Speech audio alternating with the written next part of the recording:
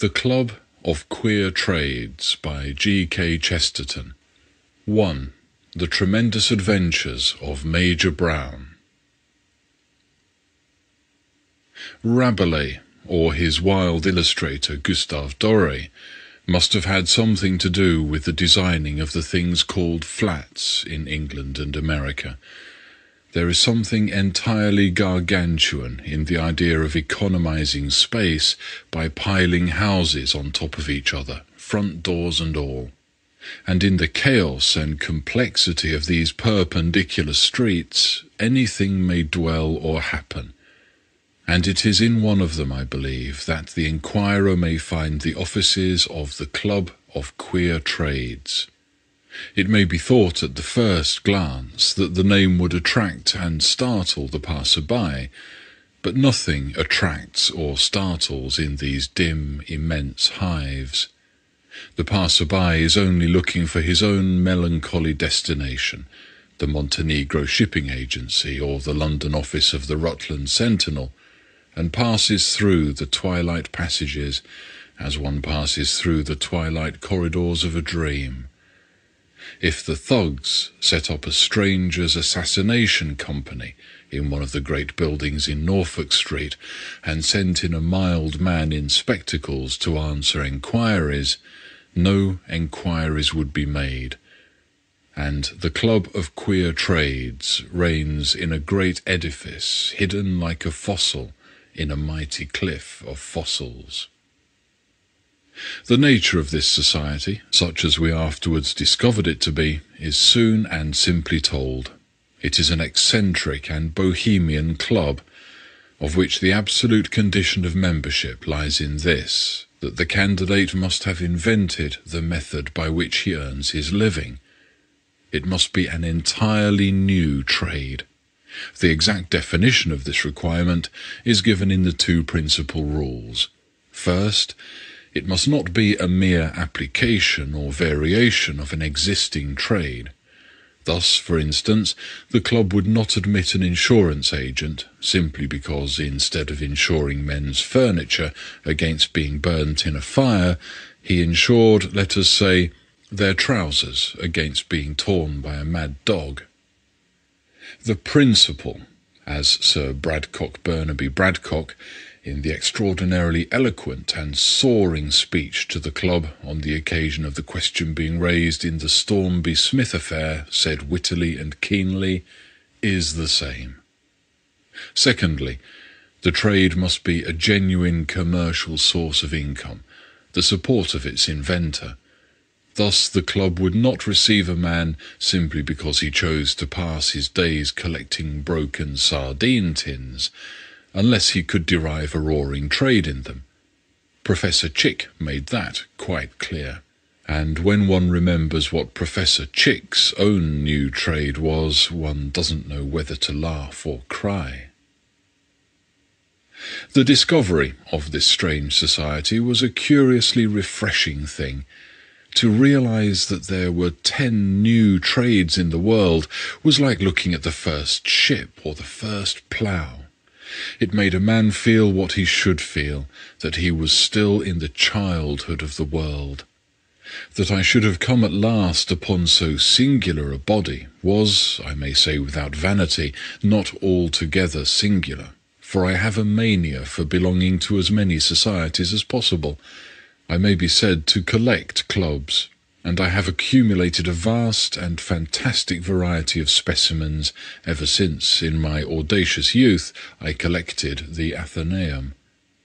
At some future day, perhaps, I may tell tales of some of the other bodies to which I have belonged. I will recount the doings of the Dead Man's Shoes Society, that superficially immoral but darkly justifiable communion. I will explain the curious origin of the Cat and Christian, the name of which has been so shamefully misinterpreted, and the world shall know at last why the Institute of Typewriters coalesced with the Red Tulip League. Of the 10 teacups, of course, I dare not say a word. The first of my revelations, at any rate, shall be concerned with the Club of Queer Trades, which, as I have said, was one of this class, one that I was almost bound to come across sooner or later, because of my singular hobby. The wild youth of the metropolis call me facetiously the King of Clubs. They also call me the Cherub, an allusion to the roseate and youthful appearance I have presented in my declining years. I only hope the spirits in the better world have as good dinners as I have. But the finding of the Club of Queer Trades has one very curious thing about it. The most curious thing about it is that it was not discovered by me. It was discovered by my friend Basil Grant, a stargazer, a mystic, and a man who scarcely stirred out of his attic. Very few people know anything of Basil, not because he was in the least unsociable, for if a man out of the street had walked into his room, he would have kept him talking till morning. Few people knew him because, like all poets, he could do without them. He welcomed a human face as he might welcome a sudden blend of colour in a sunset. But he no more felt the need of going out to parties than he felt the need of altering the sunset clouds. He lived in a queer and comfortable garret in the roofs of Lambeth. He was surrounded by a chaos of things that were in odd contrast to the slums around him. Old fantastic books, swords, armour, the whole dust-hole of romanticism. But his face, amid all these quixotic relics, appeared curiously keen and modern, a powerful, legal face, and no one but I knew who he was. Long ago as it is, everyone remembers the terrible and grotesque scene that occurred when one of the most acute and forcible of the English judges suddenly went mad on the bench. I had my own view of that occurrence, but about the facts themselves there is no question at all. For some months, indeed for some years, people had detected something curious in the judge's conduct. He seemed to have lost interest in the law, in which he had been beyond expression brilliant and terrible as a K.C., and to be occupied in giving personal and moral advice to the people concerned. He talked more like a priest or a doctor, and a very outspoken one at that. The first thrill was probably given when he said to a man who had attempted a crime of passion, "I sentence you to 3 years' imprisonment under the firm and solemn and God-given conviction that what you require is 3 months at the seaside." He accused criminals from the bench, not so much of their obvious legal crimes, but of things that had never been heard of in a court of justice. Monstrous egoism, lack of humour, and morbidity deliberately encouraged. Things came to a head in that celebrated diamond case in which the Prime Minister himself, that brilliant patrician, had to come forward, gracefully and reluctantly, to give evidence against his valet. After the detailed life of the household had been thoroughly exhibited, the judge requested the Premier again to step forward, which he did with quiet dignity. The judge then said, in a sudden grating voice, "Get a new soul. That thing's not fit for a dog. Get a new soul." All this, of course, in the eyes of the sagacious, was premonitory of that melancholy and farcical day when his wits actually deserted him in open court.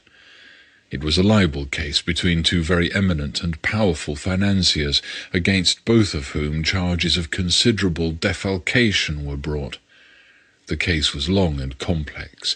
The advocates were long and eloquent.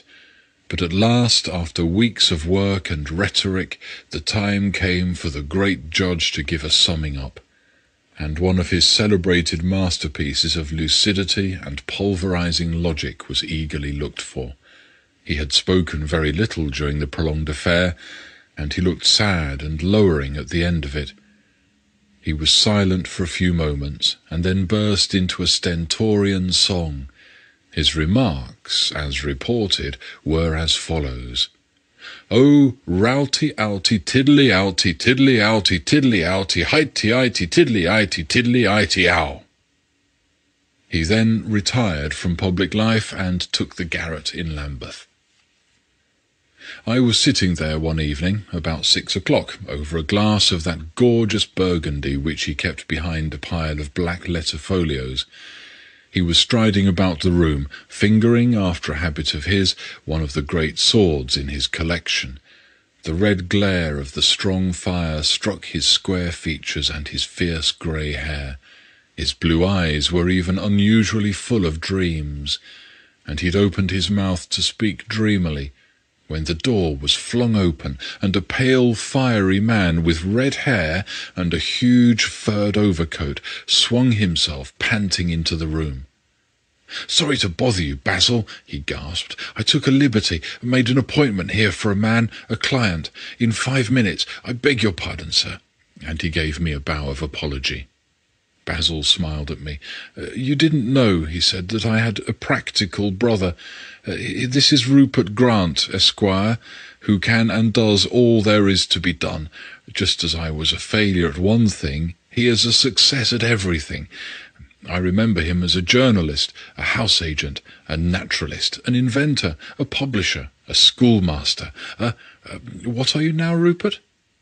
"I am, and have been for some time," said Rupert with some dignity, "a private detective. And there's my client."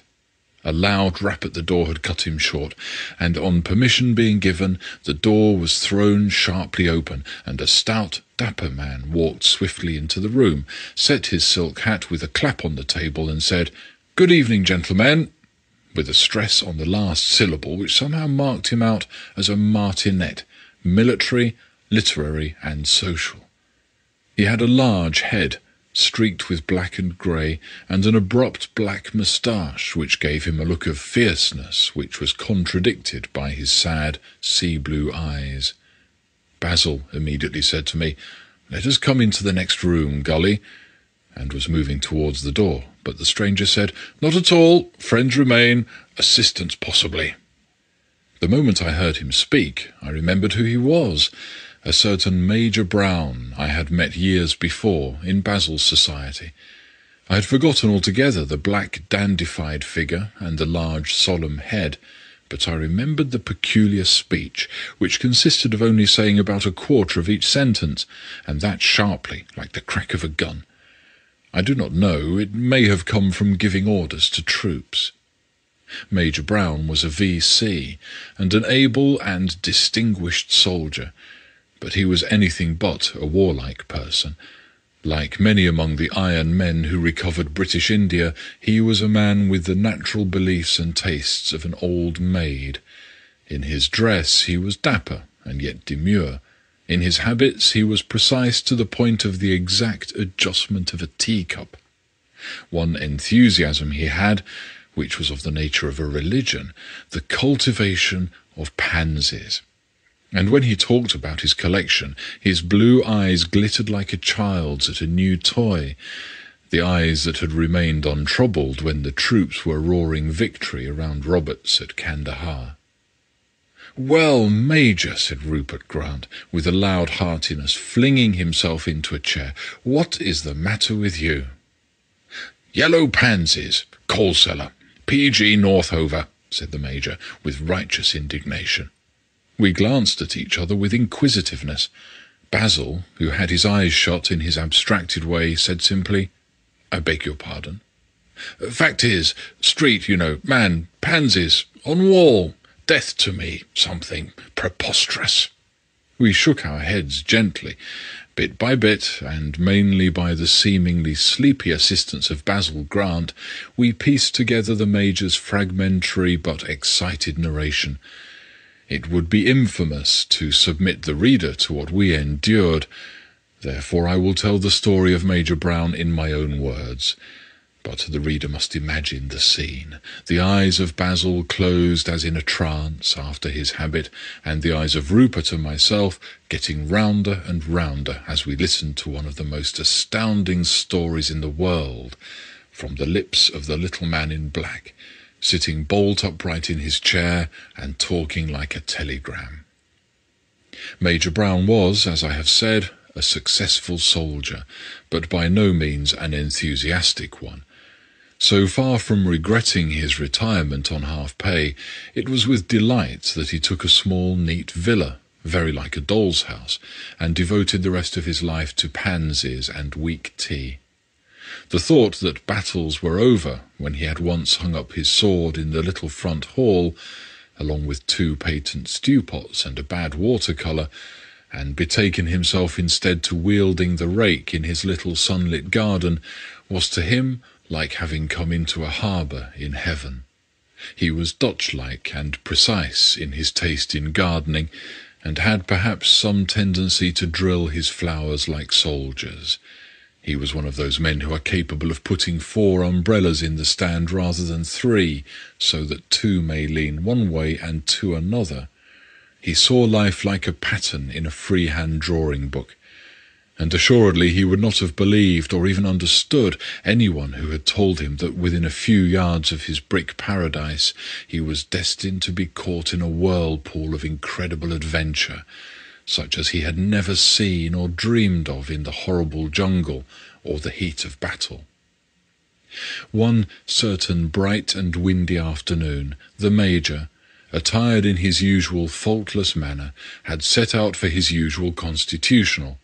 In crossing from one great residential thoroughfare to another, he happened to pass along one of those aimless-looking lanes which lie along the back garden walls of a row of mansions, and which in their empty and discoloured appearance give one an odd sensation, as of being behind the scenes of a theatre.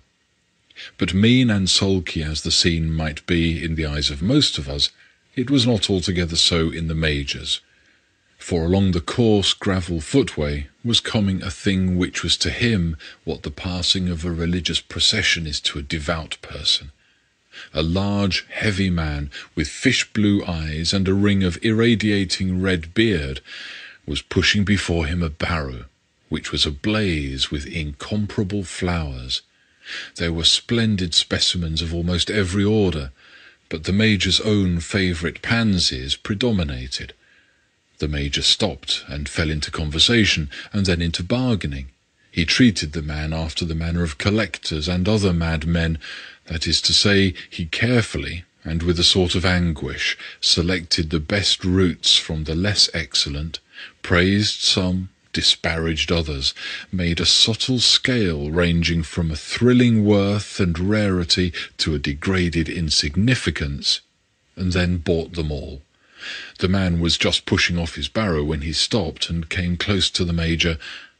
"I'll tell you what, sir," he said, "if you're interested in them things, you just get on that wall." "On the wall?" cried the scandalized Major, whose conventional soul quailed within him at the thought of such fantastic trespass. "Finest show of pansies in England in that there garden, sir," hissed the tempter. "I'll help you up, sir." How it happened, no one will ever know, but that positive enthusiasm of the Major's life triumphed over all its negative traditions, and with an easy leap and swing that showed that he was in no need of physical assistance, he stood on the wall at the end of the strange garden. The second after, the flapping of the frock-coat at his knees made him feel inexpressibly a fool. But the next instant all such trifling sentiments were swallowed up by the most appalling shock of surprise the old soldier had ever felt in all his bold and wandering existence. His eyes fell upon the garden, and there, across a large bed in the centre of the lawn, was a vast pattern of pansies.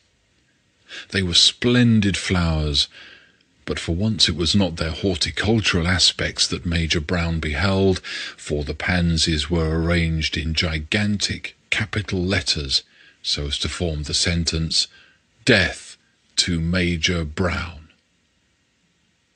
A kindly-looking old man, with white whiskers, was watering them. Brown looked sharply back at the road behind him. The man with the barrow had suddenly vanished. Then he looked again at the lawn with its incredible inscription. Another man might have thought that he had gone mad, but Brown did not. When romantic ladies gushed over his VC and his military exploits, he sometimes felt himself to be a painfully prosaic person. But by the same token, he knew he was incurably sane. Another man, again, might have thought himself a victim of a passing practical joke, but Brown could not easily believe this. He knew from his own quaint learning that the garden arrangement was an elaborate and expensive one. He thought it extravagantly improbable that anyone would pour out money like water for a joke against him. Having no explanation whatever to offer, he admitted the fact to himself, like a clear-headed man, and waited, as he would have done in the presence of a man with 6 legs.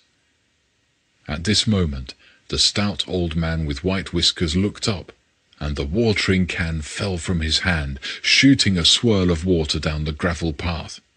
"Who on earth are you?" he gasped, trembling violently. "I am Major Brown," said that individual, who was always cool in the hour of action. The old man gaped helplessly like some monstrous fish. At last he stammered wildly, Come down here." "At your service," said the Major, and alighted at a bound on the grass beside him, without disarranging his silk hat. The old man turned his broad back and set off at a sort of waddling run towards the house, followed with swift steps by the Major. His guide led him through the back passages of a gloomy but gorgeously appointed house, until they reached the door of the front room. Then the old man turned with a face of apoplectic terror dimly showing in the twilight. "For heaven's sake," he said, "don't mention jackals." Then he threw open the door, releasing a burst of red lamplight, and ran downstairs with a clatter. The Major stepped into a rich, glowing room, full of red copper and peacock and purple hangings, hat in hand. He had the finest manners in the world, and, though mystified, was not in the least embarrassed to see that the only occupant was a lady, sitting by the window, looking out. "Madam," he said, bowing simply, "I am Major Brown." "Sit down," said the lady, but she did not turn her head. She was a graceful, green-clad figure, with fiery red hair and the flavour of Bedford Park. "You have come, I suppose," she said mournfully, "to tax me about the hateful title deeds." "I have come, madam," he said, "to know what is the matter, to know why my name is written across your garden, not amicably either." He spoke grimly, for the thing had hit him. It is impossible to describe the effect produced on the mind by that quiet and sunny garden scene, the frame for a stunning and brutal personality. The evening air was still, and the grass was golden in the place where the little flowers he studied cried to heaven for his blood. "You must know I must not turn round," said the lady. "Every afternoon till the stroke of 6 I must keep my face turned to the street." Some queer and unusual inspiration made the prosaic soldier resolute to accept these outrageous riddles without surprise. "It is almost 6, he said, and even as he spoke the barbaric copper clock upon the wall clanged the first stroke of the hour. At the 6th, the lady sprang up and turned on the Major one of the queerest and yet most attractive faces he had ever seen in his life, open and yet tantalizing, the face of an elf. "That makes the 3rd year I have waited," she cried. "This is an anniversary. The waiting almost makes one wish the frightful thing would happen once and for all." And even as she spoke, a sudden rending cry broke the stillness. From low down on the pavement of the dim street, it was already twilight, a voice cried out with a raucous and merciless distinctness, "Major Brown! Major Brown! Where does the jackal dwell?" Brown was decisive and silent in action. He strode to the front door and looked out. There was no sign of life in the blue gloaming of the street, where 1 or 2 lamps were beginning to light their lemon sparks. On returning, he found the lady in green trembling. "It is the end," she cried with shaking lips. "It may be death for both of us. Whenever—" But even as she spoke, her speech was cloven by another hoarse proclamation from the dark street, again horribly articulate. "Major Brown! Major Brown! How did the jackal die?" Brown dashed out of the door and down the steps, but again he was frustrated. There was no figure in sight, and the street was far too long and empty for the shouter to have run away. Even the rational Major was a little shaken as he returned in a certain time to the drawing-room. Scarcely had he done so than the terrific voice came, "Major Brown! Major Brown! Where did—" Brown was in the street almost at a bound, and he was in time to see something which at first glance froze the blood. The cries appeared to come from a decapitated head resting on the pavement. The next moment the pale Major understood. It was the head of a man thrust through the coal-hole in the street. The next moment again it had vanished, and Major Brown turned to the lady. "Where's your coal-cellar?" he said, and stepped out into the passage. She looked at him with wild grey eyes. "You will not go down," she cried, "alone, into the dark hole with that beast." "Is this the way?" replied Brown, and descended the kitchen stairs 3 at a time. He flung open the door of a black cavity and stepped in, feeling in his pocket for matches. As his right hand was thus occupied, a pair of great slimy hands came out of the darkness, hands clearly belonging to a man of gigantic stature, and seized him by the back of the head. They forced him down in the suffocating darkness, a brutal image of destiny. But the Major's head, though upside down, was perfectly clear and intellectual. He gave quietly under the pressure until he had slid down almost to his hands and knees. Then, finding the knees of the invisible monster within a foot of him, he simply put out one of his long, bony and skilful hands, and gripping the leg by a muscle, pulled it off the ground and laid the huge living man with a crash along the floor. He strove to rise, but Brown was on top like a cat. They rolled over and over. Big as the man was, he had evidently now no desire but to escape. He made sprawls hither and thither to get past the Major to the door, but that tenacious person had him hard by the coat collar and hung with the other hand to a beam. At length there came a strain in holding back this human bull, a strain under which Brown expected his hand to rend and part from the arm. But something else rent and parted, and the dim, fat figure of the giant vanished out of the cellar, leaving the torn coat in the Major's hand, the only fruit of his adventure and the only clue to the mystery. For when he went up and out at the front door, the lady, the rich hangings, and the whole equipment of the house had disappeared. It had only bare boards and whitewashed walls. "The lady was in the conspiracy, of course," said Rupert, nodding. Major Brown turned brick red. "I beg your pardon," he said. "I think not." Rupert raised his eyebrows and looked at him for a moment, but said nothing. When next he spoke, he asked, "Was there anything in the pockets of the coat?"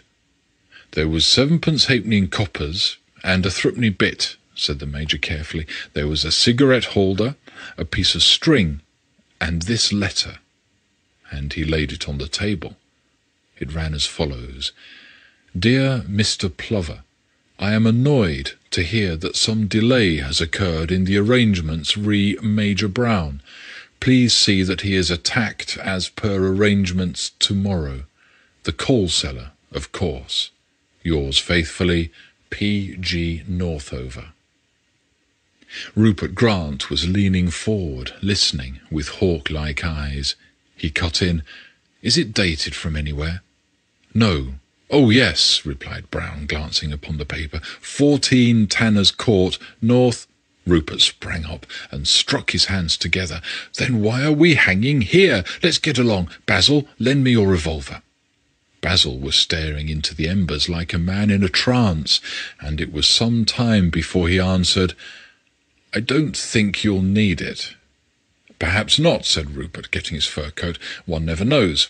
But going down a dark court to see criminals—" "Do you think they are criminals?" asked his brother.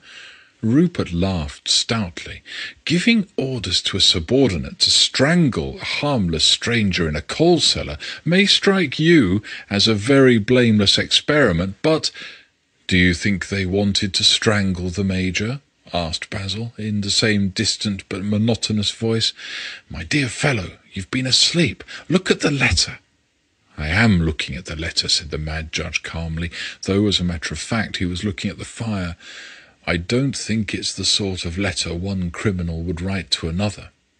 "My dear boy, you are glorious," cried Rupert, turning round with laughter in his blue bright eyes.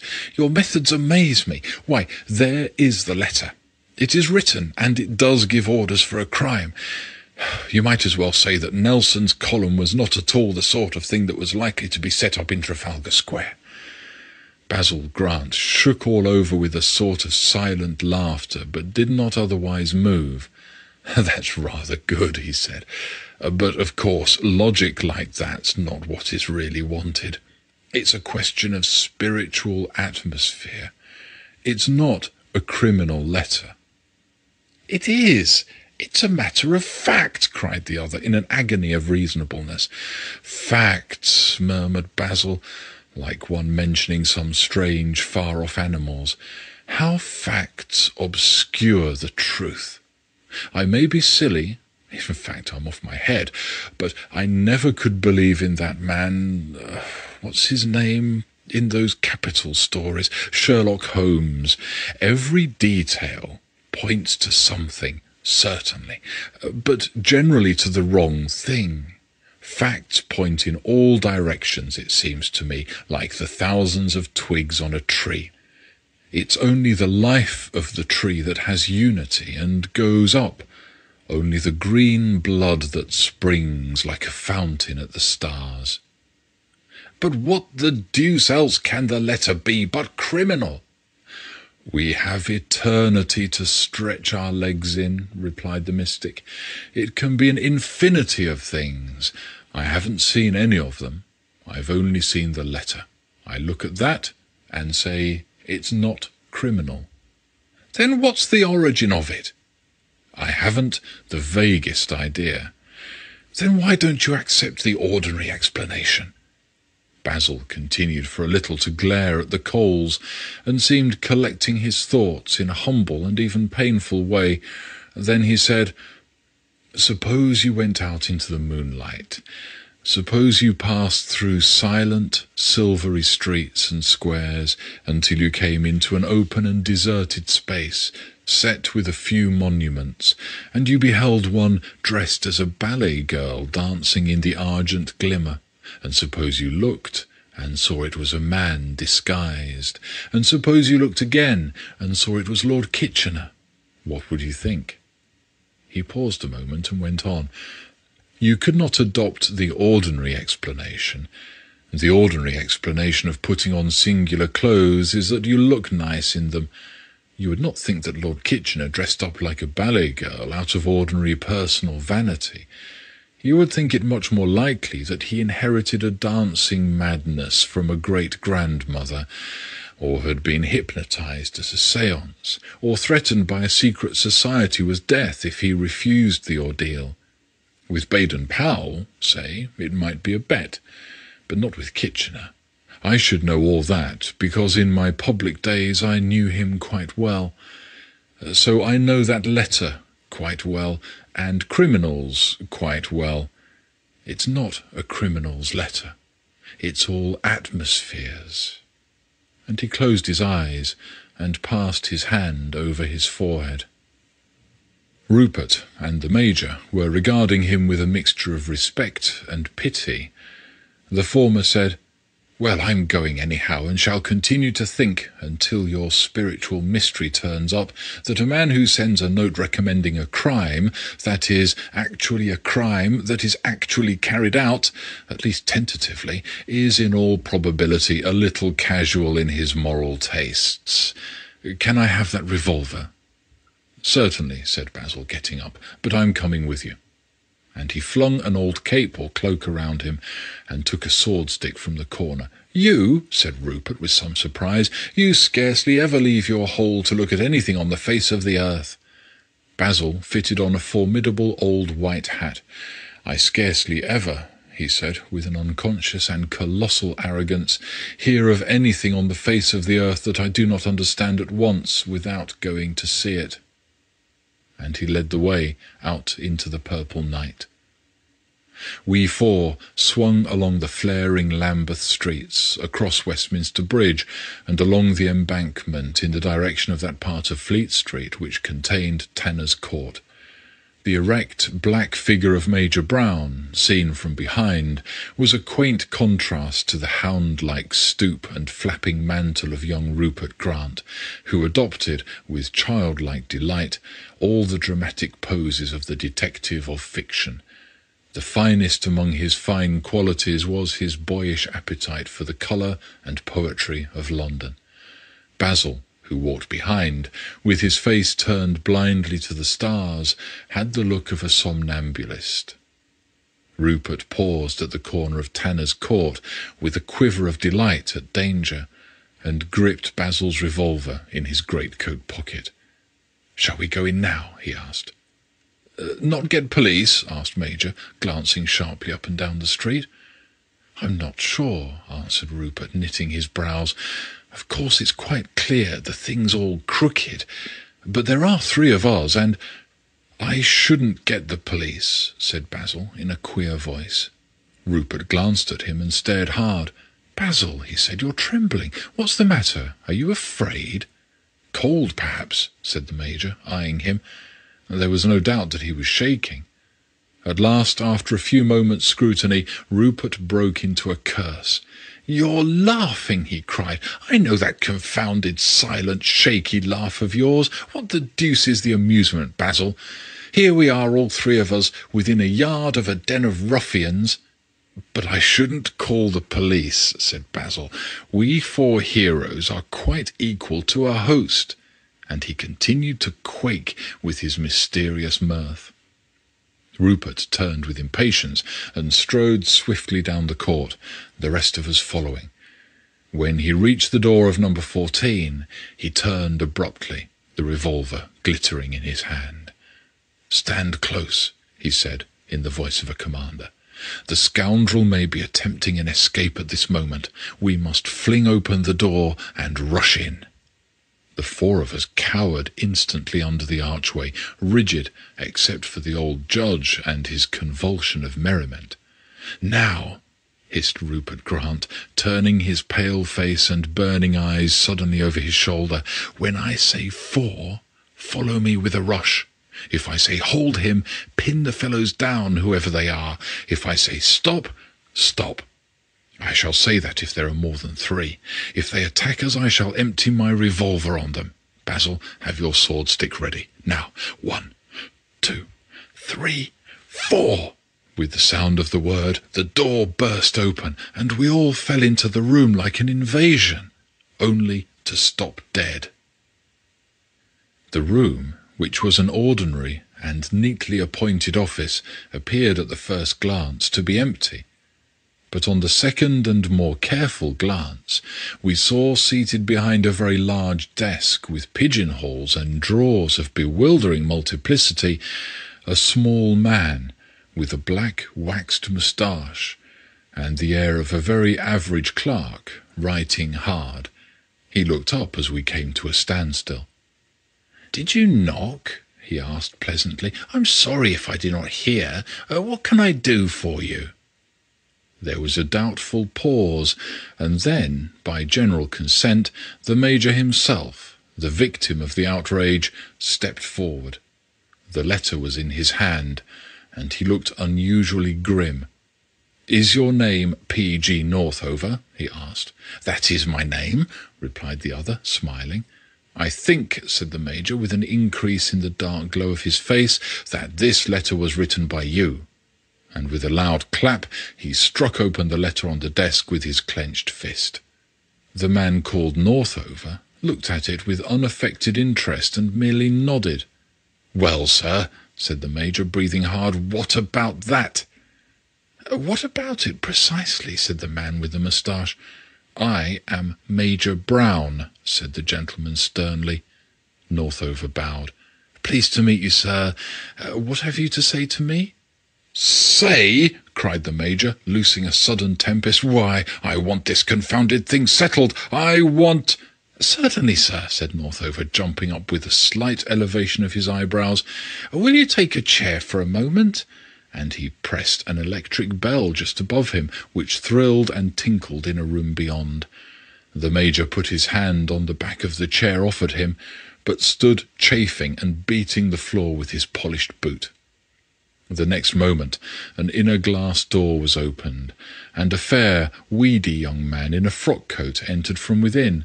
"Mr. Hobson," said Northover, "this is Major Brown. Will you please finish that thing for him I gave you this morning and bring it in?" "Yes, sir," said Mr. Hobson, and vanished like lightning. "You will excuse me, gentlemen," said the egregious Northover with his radiant smile. "If I continue to work until Mr. Hobson is ready, I have some books that must be cleared up before I get away on my holiday tomorrow. But we all like a whiff of the country, don't we? Ha, ha!" The criminal took up his pen with a childlike laugh, and a silence ensued. A placid and busy silence on the part of Mr. P.G. Northover, a raging silence on the part of everybody else. At length, the scratching of Northover's pen in the stillness was mingled by a knock at the door, almost simultaneous with the turning of the handle, and Mr. Hobson came in again with the same silent rapidity, placed a paper before his principal, and disappeared again. The man at the desk pulled and twisted his spiky moustache for a few moments as he ran his eye up and down the paper presented to him. He took up his pen with a slight, instantaneous frown and altered something, muttering, "Careless." And then he read it again with the same impenetrable reflectiveness, and finally handed it to the frantic Brown, whose hand was beating the devil's tattoo on the back of the chair. "I think you'll find that all right, Major," he said briefly. The Major looked at it. Whether he found it all right or not will appear later, but he found it like this: Major Brown to P.G. Northover, pounds, shillings, pence. January 1st, to account rendered £560. May 9th, to potting and embedding 200 pansies, £200. To cost of trolley with flowers, £150. To hiring of man with trolley, £50. To hire of house and garden for 1 day, £100. To furnishing of room in peacock curtains, copper ornaments, etc., £300. To salary of Miss Jameson, £100. To salary of Mr. Plover, £100. Total, £1,460. A remittance will oblige. "What?" said Brown, after a dead pause, and with eyes that seemed slowly rising out of his head. "What in heaven's name is this?" "What is it?" repeated Northover, cocking his eyebrow with amusement. "It's your account, of course." "My account?" The Major's ideas appeared to be in a vague stampede. "My account? And what have I got to do with it?" "Well," said Northover, laughing outright, "naturally I prefer you to pay it." The Major's hand was still resting on the back of the chair as the words came. He scarcely stirred otherwise, but he lifted the chair bodily into the air with one hand and hurled it at Northover's head. The legs crashed against the desk, so that Northover only got a blow on the elbow as he sprang up with clenched fists, only to be seized by the united rush of the rest of us. The chair had fallen clattering on the empty floor. "Let me go, you scamps!" he shouted. "Let me—" "Stand still!" cried Rupert authoritatively. "Major Brown's action is excusable. The abominable crime you have attempted—" "A customer has a perfect right," said Northover hotly, "to question an alleged overcharge, but confound it all, not to throw furniture." "What in God's name do you mean by your customers and overcharges?" shrieked Major Brown, whose keen feminine nature, steady in pain or danger, became almost hysterical in the presence of a long and exasperating mystery. "Who are you? I have never seen you or your insolent tomfool bills. I know one of your cursed brutes tried to choke me." "Mad," said Northover, gazing blankly all around. "All of them mad. I didn't know they travelled in quartets." "Enough of this prevarication," said Rupert. "Your crimes are discovered. A policeman is stationed at the corner of the court. Though only a private detective myself, I will take the responsibility of telling you that anything you say—" "Mad," repeated Northover with a weary air. And at this moment, for the first time, there struck in among them the strange, sleepy voice of Basil Grant. "Major Brown," he said, "may I ask you a question?" The Major turned his head with an increased bewilderment. "You?" he cried. "Certainly, Mr. Grant."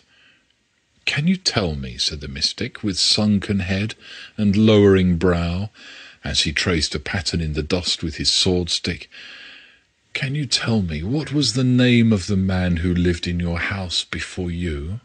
The unhappy Major was only faintly more disturbed by this last and futile irrelevancy, and he answered vaguely, "Yes, I think so. A man named Gurney something, a name with a hyphen.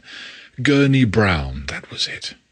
"And when did the house change hands?" said Basil, looking up sharply. His strange eyes were burning brilliantly. "I came in last month," said the Major. And at the mere word, the criminal Northover suddenly fell into his great office chair and shouted with a volleying laughter. "Oh, it's too perfect, it's too exquisite," he gasped, beating the arms with his fists. He was laughing deafeningly. Basil Grant was laughing voicelessly, and the rest of us only felt that our heads were like weathercocks in a whirlwind. "Confound it, Basil," said Rupert, stamping. "If you don't want me to go mad and blow your metaphysical brains out, tell me what all this means." Northover rose. "Permit me, sir, to explain," he said.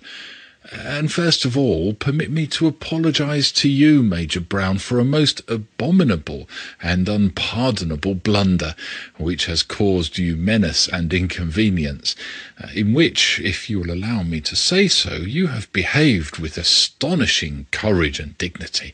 Of course, you need not trouble about the bill. We will stand the loss." And tearing the paper across, he flung the halves into the waste-paper basket and bowed. Poor Brown's face was still a picture of distraction. "But I don't even begin to understand," he cried. "What bill? What blunder? What loss?" Mr. P.G. Northover advanced in the centre of the room, thoughtfully, and with a great deal of unconscious dignity. On closer consideration, there were apparent about him other things beside a screwed moustache, especially a lean, sallow face, hawk-like, and not without a careworn intelligence. Then he looked up abruptly. "Do you know where you are, Major?" he said. "God knows I don't," said the warrior with fervour. "You are standing," replied Northover, "in the office of the Adventure and Romance Agency Limited." "And what's that?" blankly enquired Brown. The man of business leaned over the back of the chair and fixed his dark eyes on the other's face. "Major," said he, "did you ever, as you walked along the empty street upon some idle afternoon, feel the utter hunger for something to happen, something, in the splendid words of Walt Whitman, something pernicious and dread, something far removed from a puny and pious life, something unproved, something in a trance, something loosed from its anchorage and driving free. Did you ever feel that?" "Certainly not," said the Major shortly. "Then I must explain with more elaboration," said Mr. Northover, with a sigh. "The Adventure and Romance Society has been started to meet a great modern desire. On every side, in conversation and in literature, we hear of the desire for a larger theatre of events, for something to waylay us and lead us splendidly astray. Now, the man who feels this desire for a varied life pays a yearly or a quarterly sum to the Adventure and Romance Agency. In return, the Adventure and Romance Agency undertakes to surround him with startling and weird events. As a man is leaving his front door, an excited sweep approaches him and assures him of a plot against his life. He gets into a cab and is driven to an opium den. He receives a mysterious telegram or a dramatic visit, and is immediately in a vortex of incidents. A very picturesque and moving story is first written by one of the staff of distinguished novelists who are at present hard at work in the adjoining room. Yours, Major Brown, designed by our Mr. Grigsby, I consider particularly forcible and pointed. It is almost a pity that you did not see the end of it. I need scarcely explain further the monstrous mistake. Your predecessor in your present house, Mr. Gurney Brown, was a subscriber to our agency, and our foolish clerks, ignoring alike the dignity of the hyphen and the glory of military rank, positively imagined that Major Brown and Mr. Gurney Brown were the same person. Thus you were suddenly hurled into the middle of another man's story." "How on earth does the thing work?" said Rupert Grant, with bright and fascinated eyes. "We believe we are doing a noble work," said Northover warmly. "It has continually struck us that there is no element in modern life that is more lamentable than the fact that the modern man has to seek all artistic existence in a sedentary state. If he wishes to float into fairyland, he reads a book. If he wishes to dash into the thick of battle, he reads a book. If he wishes to soar into heaven, he reads a book. If he wishes to slide down the banisters, he reads a book.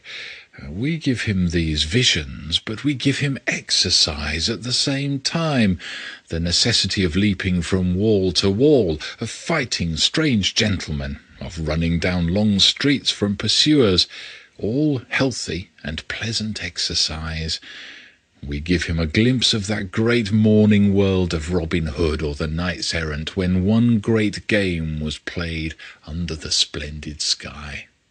We give him back his childhood, that godlike time when we can act stories, be our own heroes, and at the same instant dance and dream." Basil gazed at him curiously. The most singular psychological discovery had been reserved to the end, for as the little businessman ceased speaking, he had the blazing eyes of a fanatic. Major Brown received the explanation with complete simplicity and good humour. "Of course. Awfully dense, sir," he said. "No doubt at all. The scheme excellent. But I don't think—" He paused for a moment and looked dreamily out of the window. "I don't think you will find me in it. Somehow when one's seen the thing itself, you know, blood and men screaming, one feels about having a little house and a little hobby. In the Bible, you know, there remaineth a rest." Northover bowed. Then after a pause he said, "Gentlemen, may I offer you my card, if any of the rest of you desire at any time to communicate with me, despite Major Brown's view of the matter?" "I should be obliged for your card, sir," said the Major, in his abrupt but courteous voice. "Pay for chair." The agent of Romance and Adventure handed his card, laughing. It ran, P.G. Northover, B.A. C.Q.T., Adventure and Romance Agency, 14 Tanner's Court, Fleet Street. "What on earth is C.Q.T.?" asked Rupert Grant, looking over the Major's shoulder. "Don't you know?" returned Northover. "Haven't you ever heard of the Club of Queer Trades?" "There seems to be a confounded lot of funny things we haven't heard of," said the Major reflectively. "What's this one?" "The Club of Queer Trades is a society consisting exclusively of people who have invented some new and curious way of making money. I was one of the earliest members." "You deserve to be," said Basil, taking up his great white hat with a smile and speaking for the first time that evening. When they passed out, the adventure and romance agent wore a queer smile as he trod down the fire and locked up his desk. A fine chap, that Major. When one hasn't a touch of the poet, one stands some chance of being a poem. But to think of such a clockwork little creature of all people getting into the nets of one of Grigsby's tales!" And he laughed out loud in the silence. Just as the laugh echoed away, there came a sharp knock at the door. An owlish head with dark moustaches was thrust in with deprecating and somewhat absurd enquiry. "What, back again, Major?" cried Northover in surprise. "What can I do for you?" The Major shuffled feverishly into the room. "It's horribly absurd," he said. "Something must have got started in me that I never knew before, and upon my soul I feel the most desperate desire to know the end of it all." "The end of it all?" "Yes," said the Major. "Jackals, and the title deeds, and death to the Major." The agent's face grew grave, but his eyes were amused. "I'm terribly sorry, Major," said he, "but what you ask is impossible. I don't know anyone I would sooner oblige than you, but the rules of the agency are strict. The adventures are confidential. You are an outsider. I am not allowed to let you know an inch more than I can help. I do hope you understand." "There is no one," said Brown, "who understands discipline better than I do. Thank you very much. Good night." And the little man withdrew for the last time.